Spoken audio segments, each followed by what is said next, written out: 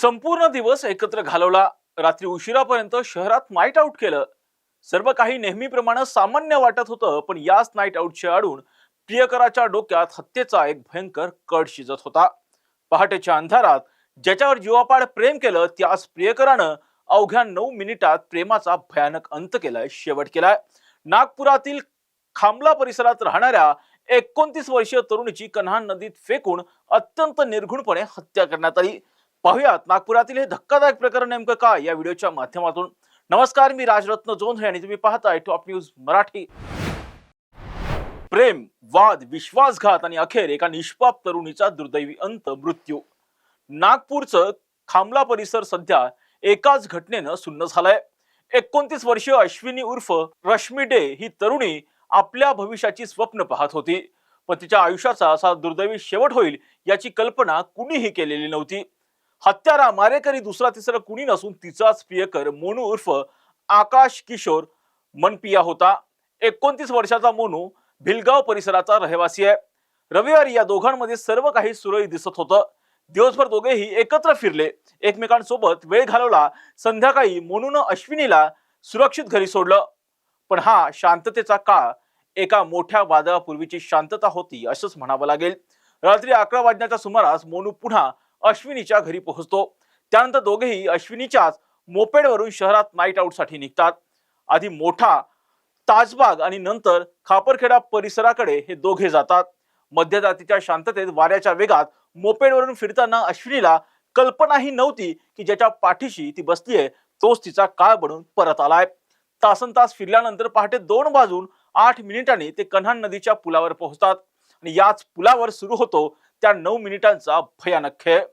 पहाटे 2 वाजून 8 मिनिटांनी कन्हान पुलावर गाडी थांबते. इथे पुन्हा एकदा दोघांमध्ये जुन्या वादाची ठिणगी पडते. अश्विनी त्याच्याकडे लग्नासाठी तगादा लावत होती, तसेच याआधी पोलीस ठाण्यात दिलेली तक्रार मागे घेण्यास नकार देत होती. याच गोष्टीचा राग मोनूच्या डोक्यात गेला आणि संतापाच्या भरात त्यानं आधी अश्विनीला पुलावरच बेदम मारहाण केली. अश्विनी मदतीसाठी आक्रोश करत होती, पण नराधम मोनूला तिची थोडीही दया आली नाही. त्याने तिला थेट पुलावरून खाली पुराच्या पाण्यात ढकलून दिलं आणि त्यानंतर पहाटे 2 वाजून 17 मिनिटांनी तो तिची मोपेड घेऊन तिथून फरार झाला, पसार झाला. पहाटे 2 वाजून 8 मिनिटं ते 2 वाजून 17 अवघ्या 9 मिनिटांच्या कालावधीत त्याने ही निर्घृण हत्या घडवली, ही निर्घृण हत्या केली आणि तिथून पळ काढला. मोनूला वाटलं होतं की अंधाराचा फायदा घेऊन तो सहज सुटून जाईल, पण नियतीला काही वेगळंच मान्य होतं, नियतीला काही वेगळंच मंजूर होतं. अश्विनीला पुलावरून फेकत असताना जवळच असलेल्या एका रेल्वे ट्रॅकमधनं हा सर्व प्रकार स्वतःच्या डोळ्यांनी पाहिला. परिस्थितीचं गांभीर्य ओळखलं आणि त्याने तात्काळ कन्हान पोलिसांना फोन करून या घटनेची माहिती दिली. घटनेची माहिती मिळताच कन्हान पोलीस ठाण्याचं पथक तातडीनं घटनास्थळी दाखल झालं. तातडीनं शोध मोहीम राबून मृतदेह बाहेर काढण्यात आला आणि या मृतदेहाची ओळख पटवण्यात आली.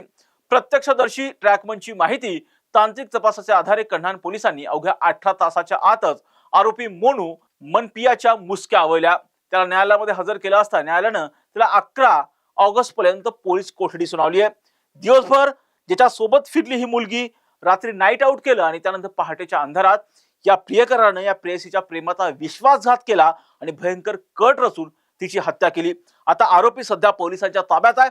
या आरोपीच्या चौकशीतून कोणती धक्कादायक माहिती उघडकीस येते पाहणं आता महत्त्वाचं असणार आहे.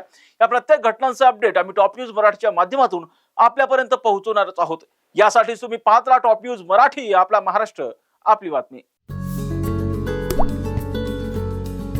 आता जोकासू एसटीपी या अत्याधुनिक जॅपनीज तंत्रज्ञानाने सुसज्ज, quick installation, energy efficient, noiseless blowers, low maintenance या आणि अशा वैशिष्ट्यांनी परिपूर्ण जोकासू एसटीपी तंत्रज्ञान प्रकल्प उभारणीपासून ते विक्री पश्चात समाधानकारक सेवा देणारी, भारताबरोबरच परदेशात देखील प्रकल्पांची यशस्वी उभारणी करणारी company Deccan water treatment private limited.